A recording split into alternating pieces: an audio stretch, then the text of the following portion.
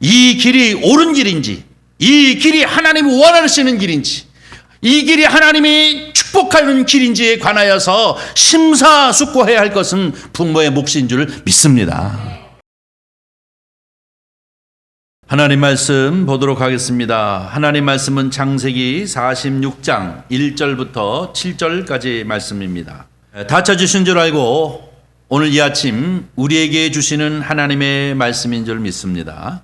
우리 다 같이 저와 한 목소리로 합독해 올리도록 하겠습니다. 이스라엘이 모든 소유를 이끌고 떠나 부엘세바에 이르러 그의 아버지 이삭의 하나님 희생 제사를 드리니 그 밤에 하나님이 이상 중에 이스라엘에게 나타나 이르시되 야곱아 야곱아 하시는지라. 야곱이 이르되 내가 여기 있나이다 하매 하나님이 이르시되 나는 하나님이라 내 아버지 하나님이니 애굽으로 내려가기를 두려워하지 말라. 내가 거기서 너로 큰 민족을 이루게 하리라. 내가 너와 함께 애굽으로 내려가겠고 반드시 너를 인도하여 다시 올라올 것이며 요셉이 그의 손으로 내 눈을 감기리라 하셨더라. 야곱이 부엘세바에서 떠날 새 이스라엘의 아들들이 바로가 그를 태우려고 보낸 술에 자기들의 아버지 야곱과 자기들의 처자들을 태우고 그들이 가축과 가나안 땅에서 얻은 재물을 이끌었으며 야곱과 그의 자손들이 다 함께 애굽으로 갔더라. 이와 같이 야곱이 그 아들들과 손자들과 딸들과 손녀들 곧 그의 모든 자손을 데리고 애굽으로 갔더라. 아멘. 오늘 우리에게 주신 하나님의 말씀을 통해서 우리 함께 은혜를 나눌 제목은 아버지의 영적 권위입니다. 저를 한번 따라해 주세요. 아버지의 영적 권위. 또 한번 합니다. 아버지의 영적 권위. 아버지라고 하지 않고 어버이라고 할까 하면서 또 고민을 했어요. 요즘은 아버지 어떤 특정 성을 이제 표현하면 이게 차별이래. 그래가지고 아주 요즘 힘들어요. 그래서 교회 헌법도 남자 목사 이러면은 큰일 나요. 여자분들이 난리가 나요. 목사면 목사지 왜 남자 목사냐 뭐 이렇게. 그래서 사실은 아버지라고 이렇게 얘기하면 어머니까지 함께 속한 줄 믿습니다. 부모님이 바로 이 부모의 영적 권위가 과연 무엇인가 하는 것을 통해서 오늘 이 어버이날을 통해 저와 여러분이 함께 은혜를 나누고자 합니다. 자, 오늘은 창세기 46장 1절부터 7절까지의 말씀을 함께 이제 봉독해 올렸습니다. 아버지의 영적 권위가 과연 무엇인가? 근래 들어서 부모가 재산을 자식에게 상속했으나 그 재산을 다시 돌려달라고 소송이 제기되어지는 것이 왕왕 있습니다. 그 이유는 무엇일까요? 자식이 재산을 일단 상속받고 나면 전혀 부모에게 효도하지 않는다는 이유입니다. 효도를 하지 않을 정도가 아니라 어느 곳에는 어느 사람들은 아예 학대까지 하기 때문에 이게 가전 문제가 되는 것이죠. 돈이 있어야 자식으로부터 대우를 받는다는 것은 참 어떻게 보면 슬픈 일이기도 한 것입니다. 노년에 자식의 얼굴을 그리고 또 손자들의 그 목소리를 듣기 위해서는 죽을 때까지 저금 통장을 꼭 쥐고 있어야 한다라는 말이 농담 같은 얘기가 얼마 되지 않았는데 지금에 와서는 이것이 농담이 아니라 상식이 되었습니다. 안 돼, 큰일 나. 방석에 돈을 깔고 앉아 있어야 자식이 찾아오지 다 미리미리 주면 큰일 나. 뭐 이런 소리를 하지 않습니까? 심지어는 재산을 일찍 물려주고 나서도 자녀가 부모에게 효도를 하지 아니한다고 하면 내가 죽어서 그것을 다시 내 자녀가 유산을 받지 못하도록 이제 상속권 상실 청구법이라는 것을 만드는 지경까지 이르게 됐습니다. 그러니 얼마나 이 세상이 참 힘들고 어렵습니까? 돈으로 부모가 대접을 받는다는 것은 참 서글픈 일 아니겠습니까? 어쨌든 부모가 자식에게 대접을 받고 존경을 받는다고 하는 것은 참으로 중요한데 그러기 위해서는 부모의 고유에 무엇이 있어야 할 것입니다. 부모의 고유에 그 무엇이 있어야만 자녀에게 존경도 받고 또 이제 대접도 받게 되어지는 것입니다. 그 무엇이 있는 사람이 누구냐면 오늘 본문 말씀에 함께 읽었던 야곱인 것입니다. 우리의 믿음의 조상인 이 한 사람 야곱은 대표적으로 우리에게 이제 이 아버지의 권위가 과연 무엇인가 하는 것을 가르쳐주는 사람이기도 한 것입니다. 야곱은 저금 통장에 잔고가 많은 사람도 아니었습니다. 야곱은 부동산을 상당히 많이 가지고 있는 갑부도 아니었습니다. 그럼에도 불구하고 그가 부모로서의 권위를 지킨 사람이 바로 이 야곱이었음을 우리는 성경을 통해서 볼 수가 있습니다. 사실 그때 야곱은 자식들에게 완전히 뒷전으로 밀린 노년에 지나지 않았습니다. 그는 실질적으로 기력이 상당히 상쇄되어져 있는 노년이었습니다. 뿐만 아니라 그 아들 요셉이 애굽의 총리가 되어졌다고 하는 이 소식을 이제 노년에 듣고 난 이후에 오늘 본문 말씀을 보면 바로 이 권력과 재력을 가지고 있는 이 아들 요셉이 아버지를 이집트로 내려오라, 애굽으로 내려오라 하고 이 초청장을 받고 이제 그 가정이 움직이는 것입니다. 이 야곱은 힘들고 또 쇠약해져 버린 이 노인이지만 끝까지 숨을 거둘 때까지 침상에 이를 때까지 오히려 이 아버지로서 보여줄 수 있는 모든 권위와 영광을 이제 가지고 있었던 것을 우리가 볼 수가 있었습니다. 그러면 도대체 이 야곱은 어떻게 살았길래 어떻게 행했길래 이처럼 자식들 앞에서 끝까지 존경과 효도를 받으면서 살아갈 수 있는 아버지가 되어졌을까? 다시 말하면 영적 권위를 가진 아버지가 되어질 수 있었을까?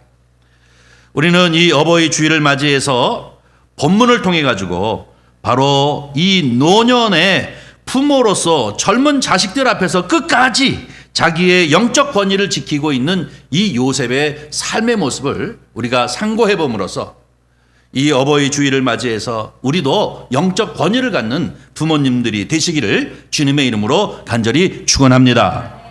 제일 첫 번째로는 무엇이냐면 예배 생활을 신실히 이끄는 가정의 제사장이 된 것이 노년의 부모로서 지켜야 할 권위인 것입니다. 가정에서 제사장으로서 예배 생활에 신실한 제사장으로서 노년까지 그것을 잘 지키는 것, 이것이 바로 권위라는 사실을 오늘 본문 말씀을 통해서 우리에게 가르쳐주고 있습니다.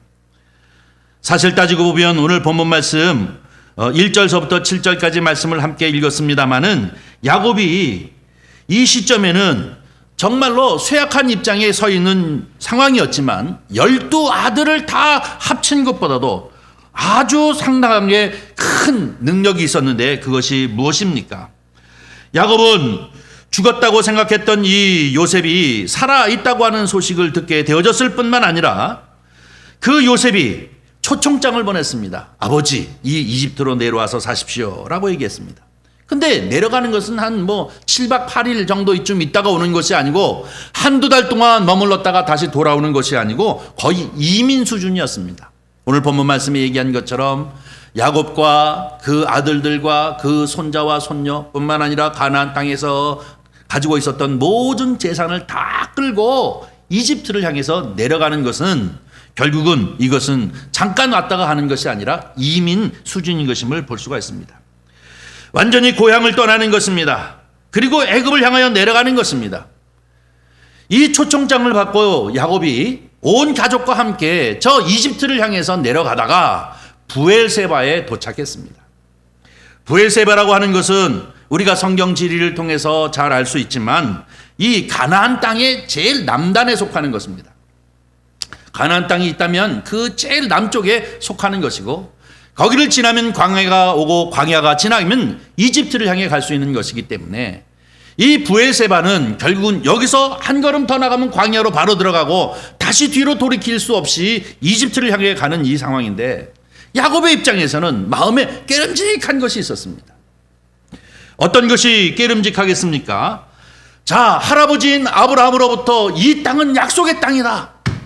이 가나안 땅은 약속의 땅이라고 하는 소리를 늘 듣고 하나님이 이 땅을 주셨다는 소리를 언제나 들어왔습니다. 분명히 하나님이 이 민족으로 하여금, 히브리 민족으로 하여금 여기서 살 수 있도록 약속하신 땅이 바로 이 가나안 땅이라는 것입니다. 그런데 이 약속의 땅을 이제 뒤로 하고 이집트를 향해서 온 가족이 다 내려간다고 하는 것이 그 마음에 영 석연치 않았던 것을 볼 수가 있습니다. 뿐만 아니라 구약 성경의 면면을 이렇게 살펴보면 아브라함이 이 팔레스타인에 기근이 들었을 적에 그들이 이제 살기 위해서 곡식을 이제 얻으려고 이집트로 내려갔다가 바로의 권세가 너무 크기 때문에 자기 아내를 뺏길 것 같아서 자기 아내를 누이라고 이렇게 소개했다가 크게 어려움을 겪을 뻔한 것도 잘 알게 되어집니다. 그리고 또 할아버지만이 아니라 아버지 이삭도 결국은 이 팔레스타인에 또 기근이 들어 어려움을 겪을 때 결국 자기의 식솔들을 데리고 이집트를 향해 내려가다가 하나님이 그만 막아섰는 곳에서 머물러 있고 하나님의 축복을 경험하게 된 것을 성경을 통해서 또 뿐만 아니라 자기 아버지와 할아버지의 말을 통해서 계속 들어왔기 때문에 온 가족을 데리고 간다는 것이 자기 혼자 내려가는 것과 또 이제 몇몇만 데리고 내려가서 며칠 있다 오는 것과는 너무나도 다른 문제이기 때문에 그만 그가 출발을 해서 쭉 내려가다가 결국 마지막 이 예배 드릴 수 있는 곳이라고 하는 것은 바로 이곳에 이제 머물러서 하나님 앞에 예배를 드리는 것입니다. 이 브엘세바를 지나게 되어지면 결국은 다시는 돌이킬 수 없는 것이기 때문에 그렇습니다. 그래서 온 가족을 불러놓고 바로 하나님 앞에 이 브엘세바에서 예배를 드리는 모습을 우리에게 가르쳐주고 있습니다. 사랑하는 성도 여러분, 여기서 예배를 드린다고 하는 것은 무엇을 의미합니까? 야곱의 입장에서는 하나님의 뜻이 어디 있느냐? 하나님의 뜻이 무엇입니까? 내려가는 것이 하나님의 뜻입니까? 아니면 여기 머무르는 것이 하나님의 뜻입니까? 또 뿐만 아니라 하나님, 우리를 어떻게 인도하시려고 이러십니까? 라고 하나님의 뜻을 이제 물으면서 하나님 앞에 예배드리는 자리가 바로 이 브엘세바였던 것을 볼 수 있습니다. 아버지로서의 번민입니다. 아버지로서 이 영적인 권세를 가지고 이것을 과연 어떻게 해야 할 것인가 하는 이런 상황에 놓여서 이 브엘세바에 머물렀을 때 자식들의 마음은 달랐습니다. 요셉은 아버지가 얼마나 고생했는지 이 이집트 피옥한 땅에 오셔서 평생 동안 공양하면서 아버지를 행복하게 해드렸으면 좋겠다는 들뜬 마음을 가지고 오늘 오실지 내일 오실지 아니면 일주일 후에 오실지 아버지 오시기를 고대하는 이 요셉의 심정은 이것저것 생각 없이 아버지 만날 생각만 기뻤습니다. 그런가 하면 형제들은 또 어떻습니까? 11명의 그 형제들은 잘 사는 저 이집트라고 하는 애굽에 내려가서 우리 형제 중에 이 두 번째인 총리 대신이 우리가 떵떵거리고 거기서 한번 잘 살아보겠다는 이 기대감을 가지고 그들은 설레어서 빨리빨리 재촉하면서 이집트를 향해 내려가고 싶었을 것입니다. 그러나 여기에 바로 불의 길을 걸고 선 사람은 누구입니까? 야곱인 것입니다. 야곱은 바로 이집트라고 하는 것이 영적으로 어떤 곳인지를 알고 아버지가 할아버지가 어떤 상황에 놓여졌던 것을 너무나도 잘 알고 있기 때문에 영적 통찰력을 가지고 바로 이것을 어떻게 해야 할 것인가, 하나님의 뜻이 어디 있는가, 하나님의 음성을 듣고 싶다라고 하는 마음으로 이 브엘세바에서 온 가족을 모아놓고 하나님 앞에 희생제물을 드리면서 예배를 드릴 때 하나님의 이상이 나타나서 그에게 주시는 말씀이 오늘 본문 말씀에 나타나 있는 것을 볼 수 있습니다.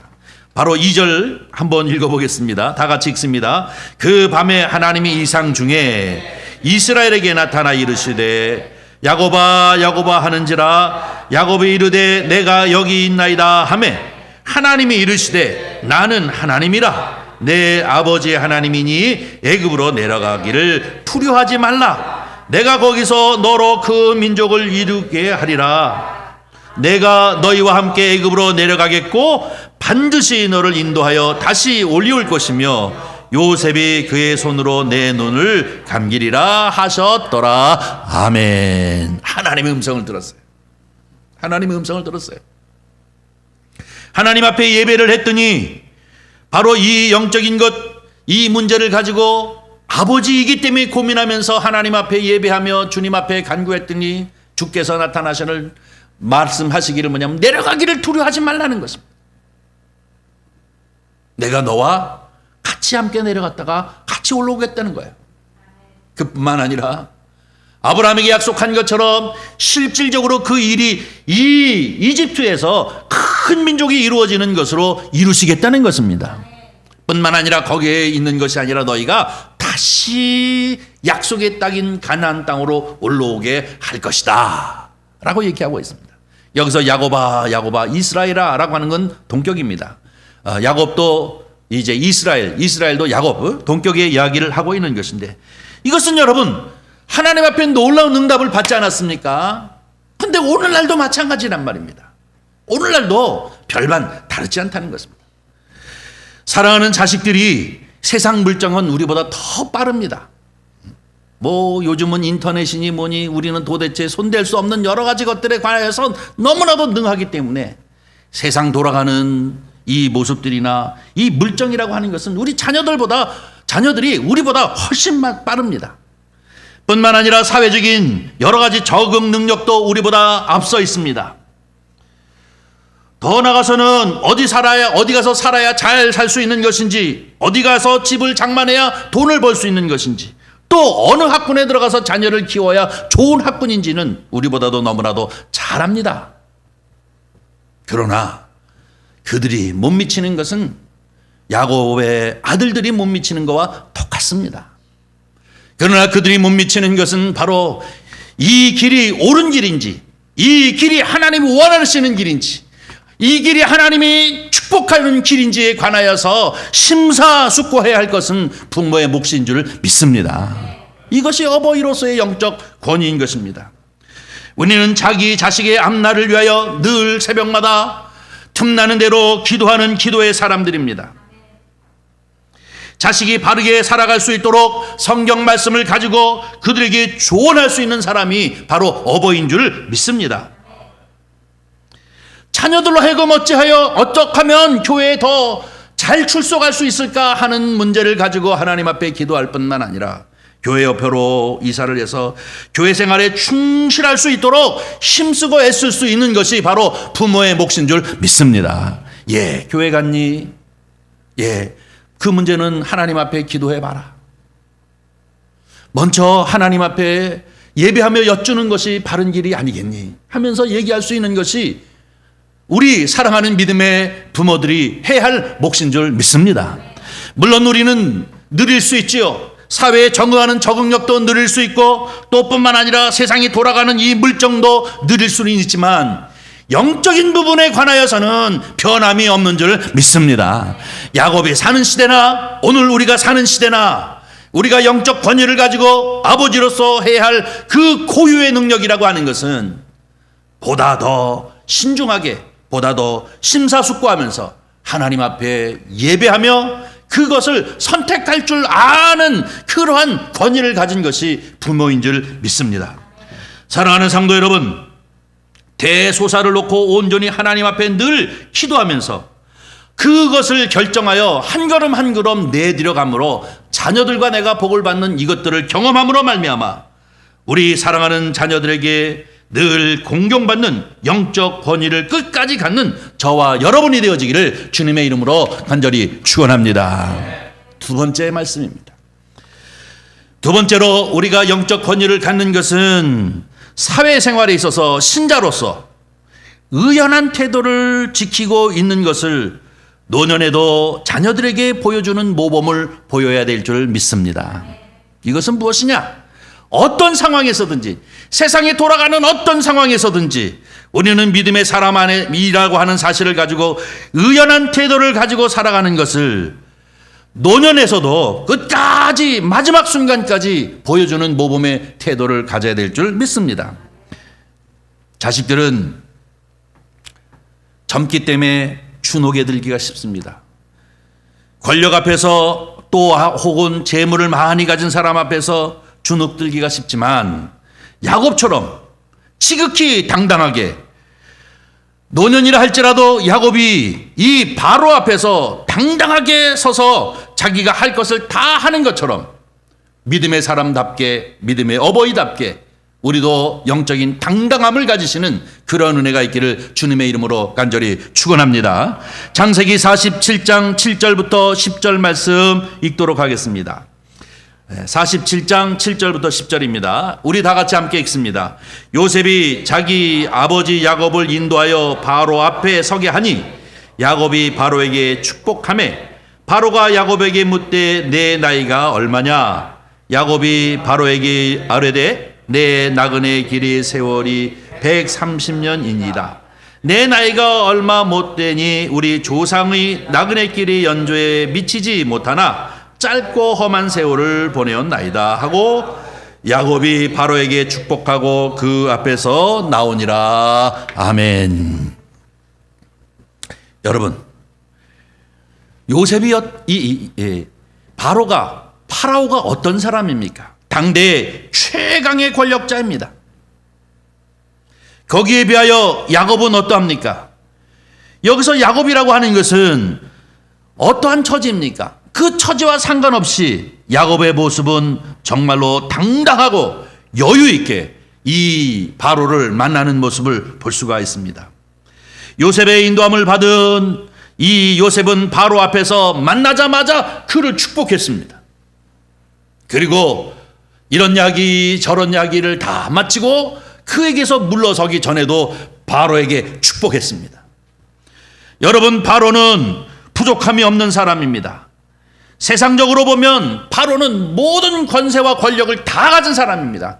이 조금도 부족함이 없는 사람입니다. 축복이 필요 없는 사람입니다. 그럼에도 불구하고 사실은 이 야곱은 그를 만날 때 그를 향하여 축복을 했던 것을 봅니다. 어떻게 보면 이 야곱의 입장에서는 결국은 굶어 죽지 않으려고 아들이 초청한 것에 자녀들을 모두 데리고 이 이집트로 내려온 정도에 지나지 않지만 그러나 당당했습니다. 그러나 그는 이제 정말로 의연한 자세를 가지고 이 바로 왕에게 만나자마자 축복하고 헤어지면서 그에게 축복한 사람이었습니다. 어떻게 이럴 수 있었을까요? 하나님의 백을 가지고 있는 사람입니다. 야곱은 여유만만할 수 없던 이유는 뭐냐면 온 천하를 호령하는 그 군주 앞에서도 오히려 여유를 가질 수 있었던 이유는 무엇입니까? 바로 그것은 신자로서 자기가 130년 동안 어떻게 살아왔는지 130년 동안 살아왔던 그 삶을 아주 몇 절로 오늘 본문 말씀에 소개하고 있지만 야곱의 삶의 130년을 우리가 가만히 생각해 보면 정말로 험한 세월이었습니다. 내 조상에 비하여 짧은 세월이지만 이 짧은 생활 동안 내가 험하게 살았다라고 얘기하는 것은 고통과 고난 속에만 살았다는 얘기가 아니라 그 살아가는 삶의 과정에서 면면이 하나님을 경험하고 살았던 130년인 줄 믿습니다. 그가 에서와 같이 쌍둥이로 태어나서 결국은 장자권 문제 때문에 이 라반 외삼촌의 집으로 도망가야 할 그 외로운 길을 걷기도 했고 그때 하나님의 음성을 듣지 않았습니까? 그런가 하면 이제 아내를 얻기 위해서 수없이 많은 고통을 겪었고 이 라반으로 하여금 독립하기 위해서 또 많은 10번 이상이나 속임을 당하면서도 그가 그때마다 하나님의 위로를 경험했던 사람이 바로 이 야곱입니다. 자녀 12를 데리고 그리고 재산을 데리고 라반의 집에서 나와가지고 바로 이 에서를 만날 때 약복강가에서 하나님 앞에 씨름하며 기도한 사람이 바로 이 야곱입니다. 그런가 하면 그가 하나님 앞에 이제 실패한 모습을 보면서 결국은 이 베델로 올라가라 라고 하는 이 백성들 자기의 자녀들을 데리고 또 이 베델로 올라갔던 사람이 바로 이 야곱인 것입니다. 야곱은 그 생애를 살아가면 그 구비구비마다 그가 얘기하는 대로 험한 세월을 살았지만 이 사람은 마치 군대에서 조교와 같이 모든 것을 다 경험한 사람입니다. 그는 한평생 오직 하나님만을 바라보고 살았습니다. 하나님이 잘못되어진 부분을 꾸짖으시면 그 자리에서 회개했고 하나님이 주시는 말씀을 가슴에 품고 10년이고 20년이고 기다리면서 세월을 살아왔던 사람이 바로 누구냐? 바로 이 야곱인 것입니다. 이 야곱에게는 결국 아무리 천하를 다스리는 바로라 할지라도 불신자인 것입니다. 다시 말해서 그에게 있어서는 하나님의 백을 믿고 축복해야 할 축복의 대상에 지나지 않은 것입니다. 그러기에 그는 의연하게 그리고 당당하게 그를 만날 때 그를 향하여 축복했고, 그리고 또 이제 헤어질 때도 바로 왕에게 그가 축복해 주는 그런 역사를 이루게 되어진 것임을 볼 수가 있습니다. 얼마나 당당합니까? 얼마나 의연합니까? 이것이 바로 하나님 안에서 평생을 살아왔던 사람들의 당당하며 의연함인 줄 믿습니다. 그러기에 바로 왕 앞에 축복하는 것입니다. 그런데 오늘날도 마찬가지인 것입니다. 오늘날도 가만히 보면 하나님을 경외하는 부모가 평생 하나님과 동행하는 이러한 삶의 고백을 가지고 백전노장처럼 늘 그때그때마다 하나님 앞에 기도하면서 응답받고 하나님과 동행해와서 살아왔던 그런 사람들은 어떤 상황에 놓여있든지 어느 누구 앞에든지 의연하고 당당하게 되어지는 줄 믿습니다. 세상에서 아무리 성공하고 또 세상에서 아무리 부를 축적했다 할지라도 그가 불신자이면 우리에게 있어서 기도의 대상일 뿐인 것입니다. 거기에 주눅이 들려서 아이고 저 사람은 돈을 많이 벌었대, 아 저 사람은 성공하고 출세했다 하고 이제 하나님을 믿는 믿음의 사람임에도 불구하고 불신자 앞에 주눅이 들려가지고 절절절절 맨다는 것은 있을 수 없는 일입니다. 그들 또한 우리의 기도의 대상이고 우리의 축복의 대상에 지나지 않은 것입니다. 내 자녀가 직장을 다녀서 그 사장이 불신자라고 한다면 그가 결정할 수 있는 것은 내 자녀에게 급여를 얼마나 주는 것을 결정할 수 있지만, 그러나 그에게 여전히 축복 기도해 줄 수 있는 능력을 가진 사람은 하나님을 믿는 자녀, 하나님을 믿는 부모인 줄 믿습니다. 이것이 바로 우리에게 있어서 의연하게 가져야 할 자세인 것입니다. 만약에 이런 일이 있을 수는 없겠지만 혹시 아이고 얘야 아무개는 교회를 안 나가도 잘 먹고 잘 산다든지, 아 걔는 교회를 안 나가도 시험 볼 때마다 합격하고 이제 승진에 승진을 거듭하는데 너는 어찌된 이 모양 이 꼴로 사느냐, 너는 교회를 다니면서도 왜 이 모양 이 꼴로 사느냐 하면서 부모된 입장에서 열심히 신앙생활을 하는 자녀에게 이렇게 이 핀찬을 준다고 한다면 이것은 정말로 부끄러운 것입니다. 여러분, 우리는 하나님을 믿는 하나님의 사람으로서 또 우리는 자녀를 그리고 또 세상을 향하여 충고하며 기도하는 이 기도자로서 야곱같이 정말로 백발이 될 때까지 영광을 누리며 하나님의 이제 권세를 소유하고 살 수 있는 사람은 어떤 사람이냐?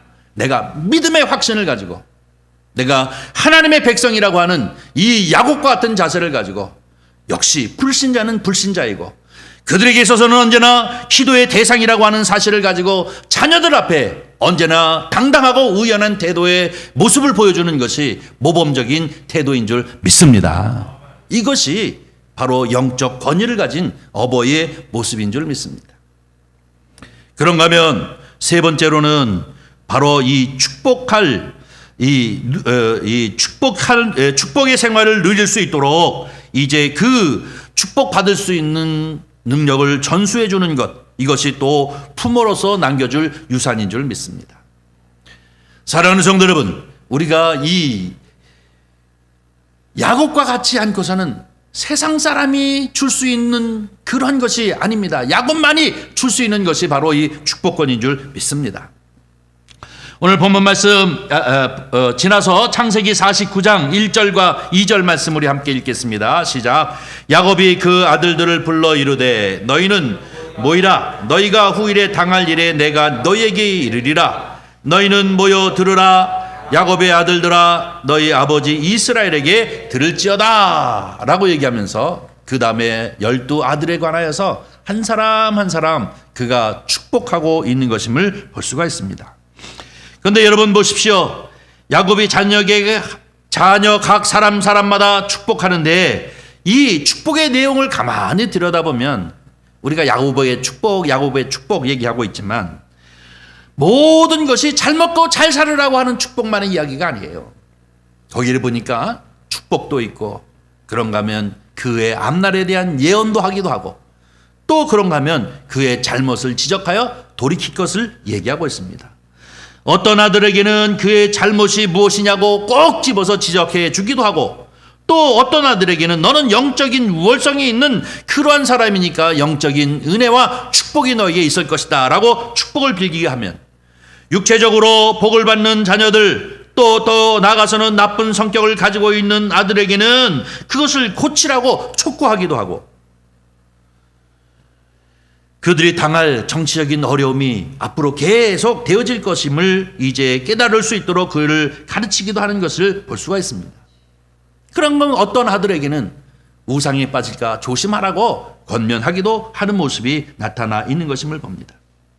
야곱은 자기 개인적인 인생의 삶을 통틀어서 보면서 내가 어떻게 살아왔는지, 어떻게 살아야 하나님 뜻대로 사는 것인지, 어떻게 살아야 믿음을 가지고 바르게 사는 것인지를 너무나도 잘 알고 있기 때문에 사랑하는 12 아들들에게 한 사람 한 사람 아주 구체적으로, 그리고 자상하게 축복도 해주고 예언도 해주고 또 지적도 해주고 하는 모습을 우리는 이 창세기 49장을 통해서 볼 수가 있습니다. 사랑하는 성도 여러분, 바로 이 축복은 믿지 아니하는 사람들이 줄 수 없는 축복입니다. 누구만 축복할 수 있는 것입니까? 믿음의 부모만, 바로 이 영적 권세를 가지고 있는 믿음의 부모로서로만 이제 축복해주고 예언해줄 수 있는 말씀이 바로 이 49장에 있는 말씀인 줄 믿습니다.